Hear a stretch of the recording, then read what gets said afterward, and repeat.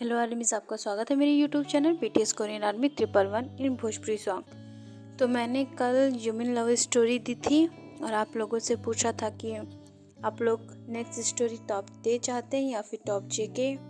तो फिर मुझे किसी का भी कमेंट नहीं आया, तो मैं इस स्टोरी जो न्यू वाली है उसमें मैं टॉप जेके दूंगी। अगर आपको कोई करेक्शन करवाना है तो आपको कमेंट कर दीजिएगा आप लोग मुझे, मैं समझ जाऊंगी। और मैं ये बता दूं कि नेक्स्ट स्टोरी बहुत ज़्यादा ही रोमांटिक है, तो आप लोग इसे एंजॉय करेंगे।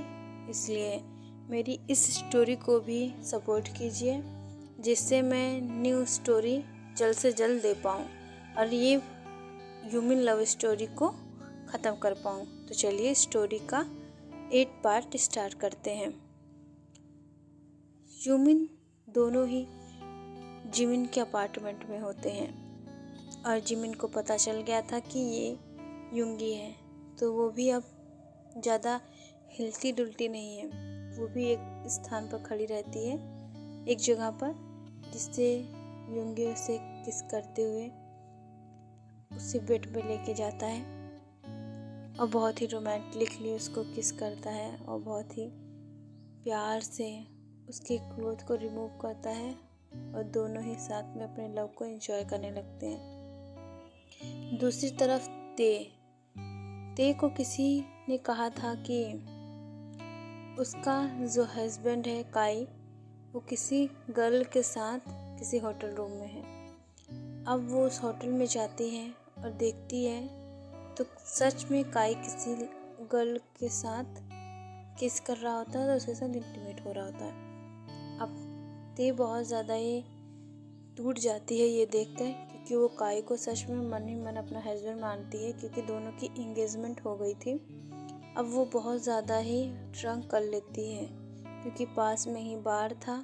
वो जिस फ्लोर पे रहती थी, या फिर यूँ कहें जिस फ्लोर पे काई था, अब उसने बहुत ज़्यादा ड्रिंक कर ली और वो काई के रूम में ना जाकर काई के जस्ट सामने वाले रूम में चली गई। वहाँ पे एक शख्स जो बाथरोब पहनकर बाथरूम से बाहर आ रहा था, वो इतना ज़्यादा हॉट और चार्मिंग था कि ते उसे देखती ही रह गई और वो ये भी भूल गई कि वो किसी और के लिए यहाँ पर आई थी। अब वो उसमें ही खोए जा रही थी। अब जब जेके ने ये नोटिस किया कि कोई उसे घूर रहा है और कोई उसके कमरे में बिना उसकी इजाज़त के आ गया है, तो वो कुछ नहीं बोलता, क्योंकि वो भी ते को देखकर मदहोश होता जा रहा था, क्योंकि ते इतनी ज़्यादा हॉट और सेक्सी लग रही थी ड्रिंक करने के बाद कि वो कुछ नहीं कर पाया। ते अब ज़बरदस्ती ही जेके को किस करने लगती है और बहुत ही हार्डली बाइट करने लगती है। अब जेके उसे रोकता है, कहता है मिस प्लीज़ स्टॉप, मैं नहीं चाहता कि आप सुबह रिग्रेट करें। लेकिन ते मानने वालों में से नहीं थी और वो अपने कंट्रोल के बाहर होते जा रही थी, क्योंकि उस पर वाइन का नशा पूरी तरीके से चढ़ गया था। अब वो जेके की हॉट बॉडी पर अपने हाथ फिराती हैं और उससे बहुत ही डीपली किस किए जा रही थी। 2-3 बार जेके ने उसे अपने से दूर किया, लेकिन जब वो देखता है जेके अब कंट्रोल नहीं कर पाएगा और वो बहुत ज़्यादा ही हार्ड हो चुका है, तो वो भी अब ते को वो सब करने देता है जो वो करना चाहती थी। ते अब धीरे धीरे उसने जो बाथरोब पहना था उसे भी अलग कर देती है। अब जेके और ज़्यादा शॉक हो जाता है, क्योंकि वो बिल्कुल ही क्लोथलेस था, उसके बदन पर एक भी कपड़ा नहीं था। इधर ते उसे देखकर स्माइल करती है और धीरे से अपने घुटनों के बल बैठती है और उसके मेंबर को माउथ में लेकर सब करने लगती है, जिससे जेके और ज़्यादा हार्ड हो जाता है।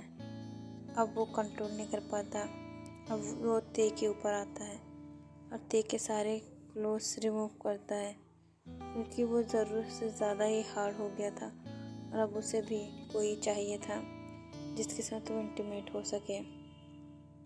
अब दोनों ही बहुत ही ज़्यादा प्यार से एक दूसरे के साथ इंटीमेट हो जाते हैं। ते बहुत ज़्यादा ही खुश थी जेके को पाकर, और जेके अब ते से कहता है, अब मैं तुम्हें जाने नहीं दूंगा बेबी। बहुत दिनों बाद किसी ने मुझ पर अपना हक जमाया है, या फिर यूँ कहें कि पहली बार किसने मुझ पर अपना हक जमाया है और इस तरीके से मुझे सिड्यूस किया है। तो अब मैं तुम्हें कभी जाने नहीं दूंगा और तुम मुझसे दूर नहीं जा सकती हो।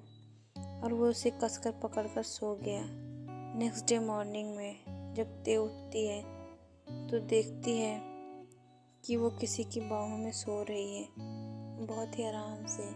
वो जैसे ही देखती है उसका चेहरा तो उसे फिर से उस पर प्यार आने लगता है, लेकिन वो खुद को कंट्रोल करती है और फिर एकदम से बोलती है, क्या क्या मैंने पूरी रात इसके साथ बिताई, और मुझे इस रात का बिल्कुल भी अफसोस नहीं है, क्योंकि ये बंदा बहुत ज़्यादा ही रोमांटिक है और मुझे इस पर बहुत ज़्यादा ही प्यार आ रहा है।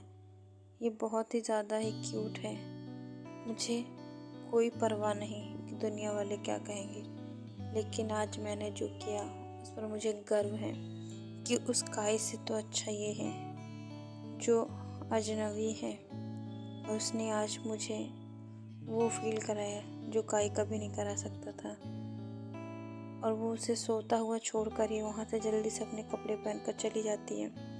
इधर जब जेके उठता है तो देखता है कि वहाँ पर वो लड़की नहीं थी, मतलब ताई नहीं थी। तो वो बहुत ज़्यादा ही दुखी हो जाता है, लेकिन वो किसी को कॉल लगाता है और कहता है, जल्दी से उस लड़की का पता लगाओ जो कल रात मेरे साथ थी। अब उसके पर्सनल गार्ड्स जो थे उसने कहा, जी सर अभी लगाते हैं। तब वो दोनों भी उसका पता लगाते हैं। जैसे कि युंगी ने अपने एक गार्ड को जिमिन के पीछे लगाया था, वैसे ही जेके भी अपने गार्ड्स को ते के पीछे लगाता है, क्योंकि वो भी उसे सेफ देखना चाहता है। और अब उसे प्यार हो गया था ते से, तो वो उसे कैसे छोड़ सकता है। ते इतनी ज़्यादा ही हॉट और सेक्सी है कि जेके तो उसे कभी भी नहीं छोड़ सकता है, पूरे जन्म में भी। और इधर ते उस अजनबी के बारे में ही सोच रही थी और कहती है, मैं क्या करूं। वो इतना ज़्यादा हॉट और चार्मिंग था कि मुझसे कंट्रोल ही नहीं हुआ। तभी उसका काय का ख्याल आता है उसके मन में।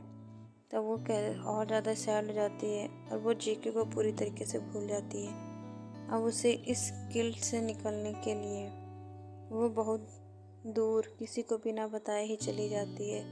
और इधर जब उस जेके के गार्ड्स को उसकी कोई खबर नहीं मिलती है, तब जेके के गार्ड्स कहते हैं, सर उनका मैम का कोई पता नहीं चला। तब जेके कहता है, तुम लोग कैसे सैलरी लेते हो, तुम उसका पता नहीं लगा पा रहे हो। इधर ते बहुत मासूम सी वहाँ से चली गई और उसने पेरेंट्स को भी सारी बात बता दी थी कि काई ने उसको धोखा दिया है।